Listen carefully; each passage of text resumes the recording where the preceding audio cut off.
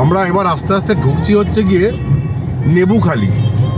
এবার আপনাদেরকে আগের ভিডিওটায় দেখিয়েছি, আগের ভিডিওটা দেখে নেবেন একটু যদি তেমন হয়।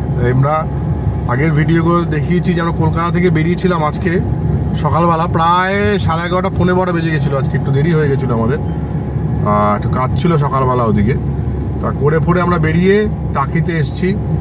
টাকিতে এসে আমরা লাঞ্চ করেছি, দুপুরে খাবার দাবার খেয়ে আবার বেরিয়ে পড়েছি। আমরা প্রথমে এলাম হাসনাবাদ, হাসনাবাদ থেকে এলাম হিঙ্গলগঞ্জ, হিঙ্গলগঞ্জ থেকে এখন আমরা যাচ্ছি হচ্ছে কি নেবুখালি। নেবুখালি এটা ওরা অ্যাকচুয়ালি এটা লেবুখালি জায়গাটার নাম, কিন্তু এটা এখন নেবুখালি হয়ে গেছে যে কোনো কারণেই হোক। তা এবার আমরা সেখানে ঢুকছি। রাস্তা খুবই ভালো, খুবই হ্যাঁ, এটা গেটওয়ে অফ সুন্দরবন। মানে আমি পরে আপনাকে ভিডিওতে দেখাচ্ছি। আপনি কিন্তু ইচ্ছা করলে এইখানে এসে গাড়ি নিয়ে ওপারে গিয়ে ভেসেলে করে ওপারে গিয়ে পুরো সুন্দরবন দেখে, এটা কিন্তু উত্তর 24 পরগনার সুন্দরবন সাইড, উত্তর 24 পরগনার সুন্দরবন সাইড।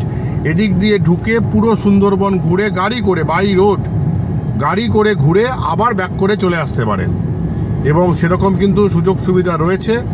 আর 4-5 কিলোমিটার আছে আমার আর নেবুখালি পৌঁছতে। এখন বাজে প্রায় 4টে বাজে। তা আমরা পৌঁছচ্ছি লেবুখালির দিকে।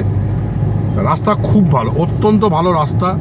এই পাশটা এসে একটু সরু, তার মধ্যে একটা জিনিস দেখলাম আমি এখানে, তামিলনাড়ুর একটা স্কুটি, মানে স্কুটিও ঠিক নয়, মোপেড স্কুটি তো অনেক মোপেড দেখতে পাচ্ছি। সমুদ্রের মধ্যে সামুদ্রিক পথ ধরে এসছে। আমার যে সহযাত্রী সে বললো যে সামুদ্রিক পথ ধরে চলে এসছে।